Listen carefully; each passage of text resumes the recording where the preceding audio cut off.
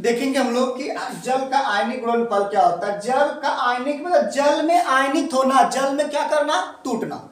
मतलब स्थिर ताप पर जो जल में उपस्थित, स्थिर ताप पर जल में उपस्थित हाइड्रोजन आयनों की सांद्रण, हाइड्रोजन आयनों की सांद्रण तथा हाइड्रोक्सी आयन की जो सांद्रण के गुणनफल को हम लोग कहेंगे जल का आयनिक गुणनफल।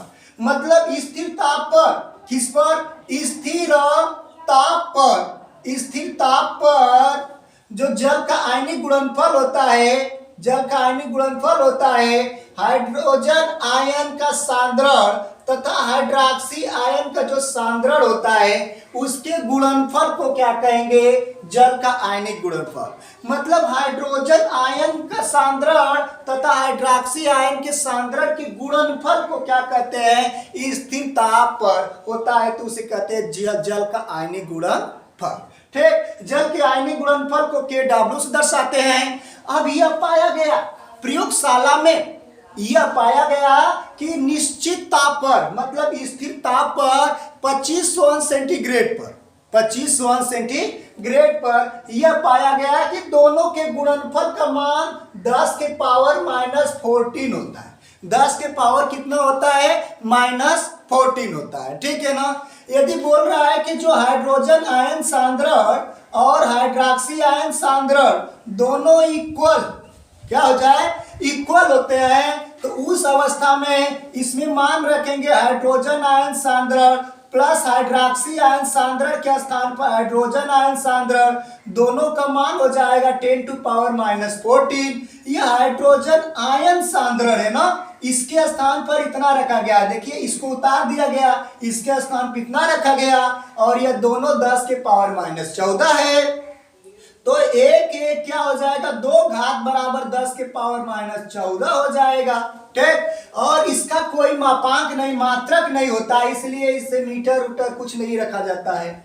और यह हाइड्रोजन आयन सांद्रण यह 2 घात है, तो इसे 2 से दोनों पक्षों में भाग दे देंगे तो 10 के पावर -7 हो जाएगा। ठीक, तो हाइड्रोजन आयन जो सांद्रण का मान होता है वह हाइड्रोक्सी आयन सांद्रण के बराबर, हाइड्रोक्सी आयन सांद्रण के बराबर, इन दोनों का मान हो जाएगा 10 के पावर -7 हो जाएगा।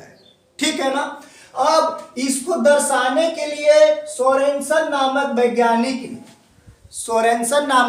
वैज्ञानिक ने कब 1909 ईस्वी में जिसे पीएच से दर्शाया गया।